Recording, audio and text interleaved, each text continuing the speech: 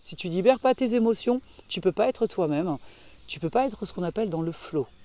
Mhm. Le flow, ça te parle? Ah oui. Voilà, donc c'est pouvoir se sentir en fait dans un mouvement libre où tout est facile, où tu te sens, tu as fait de la hauteur, je disais tout à l'heure.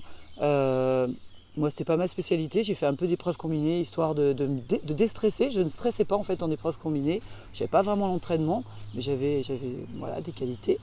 Et Un certain nombre de qualités, oui. oh, c'est gentil.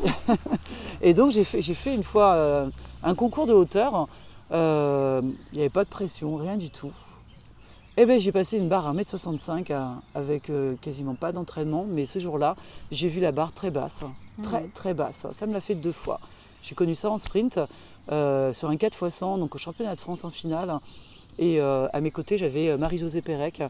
Et Bruno Vibert m'a dit je ne t'ai jamais vu courir aussi bien. Effectivement, je me sentais très bien. Je me sentais en lévitation. J'avais l'impression de voler au-dessus de la piste. En sprint, j'ai jamais ressenti ça. Quoique, après une grosse blessure, pendant un an, je pouvais difficilement faire un pas qui faisait plus de 50 cm. Je ne pouvais plus me baisser. Je croyais que j'allais devenir handicapée. Et quand j'ai retrouvé toutes mes capacités, première chose que j'ai faite, retourner sur la piste. Et là, je me suis dit, waouh, quelle chance j'ai eue de pouvoir courir vite. J'ai eu vraiment beaucoup de chance. Mhm. Des sensations, voilà, les gens qui n'ont pas fait de sprint, je crois qu'ils ne peuvent pas comprendre ça, les gens qui n'ont pas fait de hauteur. Enfin voilà, c'est courir, sauter, lancer, c'est naturel. Ah C'est oui. un geste Mais naturel. nous, il y a des jours au golf où tu arrives. Quand tu arrives, tu sais jamais comment tu vas jouer. Puis il y a des jours où tout est facile. Tout passe tout seul. Enfin, moi, ça m'est arrivé 3-4 fois. À quel Et moment? Qu'est-ce qui s'est passé ce jour-là? je ne sais Dans pas. quel état Pour qui, d'esprit tu pourquoi, étais? j'en sais rien. Je sais pas. Mais moi, j'ai fait une compétition il y a un mois là, avec un copain. On était en double. Et puis, je sais pas. C'est bien parti. Le premier coup est parti où je voulais. Puis après, tout s'est bien passé. J'ai jamais aussi bien joué de ma vie que ce Tu étais qu'un jour-là. copain. Ok. C'est un. Tu as Oui, discuté voilà. avec lui? Tu as beaucoup discuté avec lui? Oui, on a pas Voilà, mal ça t'a détendu, parlé, ça t'a mais changé les idées. voilà. Ça t'a changé les idées, non? C'est C'était. ça? Oui, je sais pas, on était bien, on était quatre copains dans la même partie. Et Et ben puis, voilà. c'est une partie. Mais après, quand tu es tout seul, toi, dans ta partie, puis que tu as une perf à ramener, un peu compliqué. Mhm. Alors, ça s'appelle la motivation extrinsèque, ça. Hmm. Ah, C'est le fait de te concentrer beaucoup trop sur ton objectif. C'est pouvoir en fait se concentrer sur chaque point que tu fais et à chaque fois, même si le point est négatif, c'est avoir cette capacité de switcher, de passer à autre chose. Ok, ça fait partie du passé. Ok, j'analyse très vite, ça va très vite. Je ne vais pas refaire ça. Je passe à autre chose et je reviens plus derrière. Je ah reviens ouais, plus. C'est avoir cette capacité et en fait avoir dans la tête. Donc ça, moi je fais du travail d'imagerie mentale. Voilà, méditation, on laisse passer les pensées négatives. Donc c'est un entraînement perpétuel. Moi je t'invite à télécharger, c'était un smartphone, l'application Petit Bambou. Tu as d'autres applications, mais Petit Bambou, moi je trouve qu'elle est très bien. Et puis en fait, à faire de la méditation tous les jours. Si tu veux faire du yoga, ça aide beaucoup. Alors c'est très Travail de drôle parce que j'ai respiration. discuté avec un copain l'autre jour, on a fait une compète ensemble. Et il m'a tenu lui il fait de la méditation, il m'a tenu exactement ton discours Eh à oui. l'arrivée. Il m'a dit mais tu te mets 10 fois trop de pression, etc. Quand tu comprends que la respiration est juste primordiale, que si tu as en fait une respiration haute en permanence, tu ne peux pas être apaisé. Il faut absolument travailler la respiration abdominale. Là, ça permet en fait vraiment d'utiliser toute ta capacité pulmonaire, vraiment parce que ton diaphragme se détend. Si tu n'entraînes pas ton diaphragme à s'assouplir, tu ne pourras pas avoir une bonne respiration. Ce sera une respiration tout le temps stressante en fait.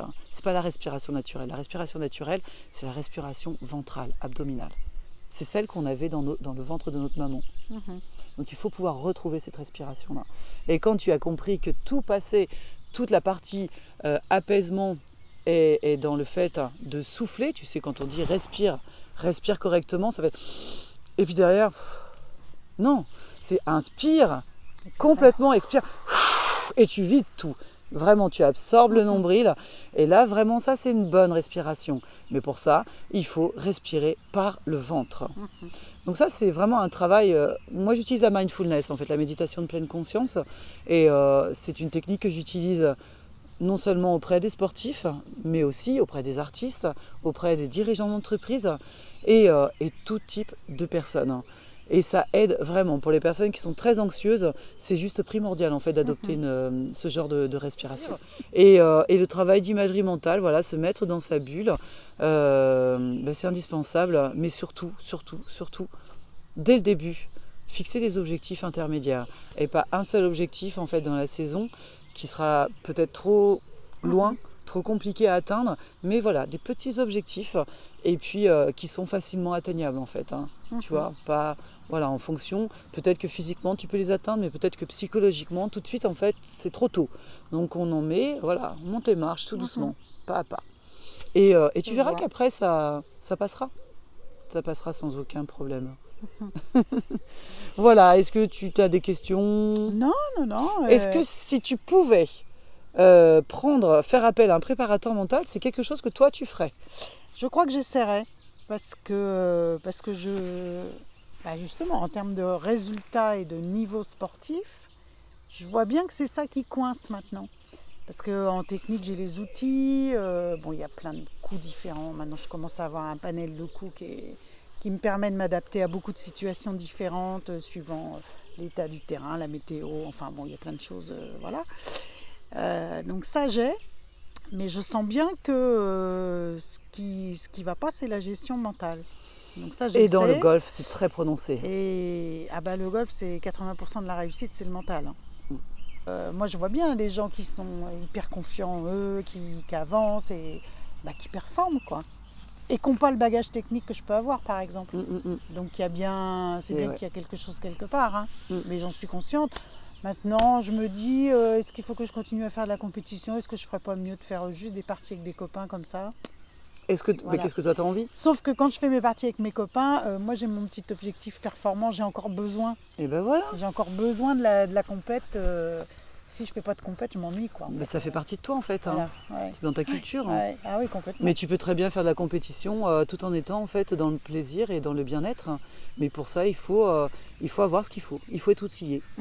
Tout simplement. Oui. Mais voilà, j'ai toujours fait du sport toute seule avec mes moyens à moi et puis voilà, avec ce que je suis. Parce que ça n'existait quand même pas vraiment quand j'ai démarré. Et il y a 30 ans. En tout cas, oui, voilà. Tu es pleine d'humilité et ça, c'est une très très grande qualité, vraiment. Vraiment. De toute façon, c'est un sport où on est obligé d'avoir de l'humilité parce que on est face à soi-même et puis on ne dépend pas des autres. Donc si on ne réussit pas, c'est bien parce que on n'a pas fait ce qu'il fallait soi-même. C'est clair. Aussi. C'est clair. Voilà. Bon, écoute, merci beaucoup en tout cas pour ce petit moment agréable. On a presque échappé à la pluie. On a juste eu tout petit grain, on était à l'abri, ça va. Voilà, je vous dis à bientôt pour de nouvelles aventures. Ouh, balle. T'as vu 3 jolies femmes, t'as pas pu t'empêcher de venir. C'est quand même dangereux. J'ai qu'à dévisser. Non mais je l'ai vu la balle, donc...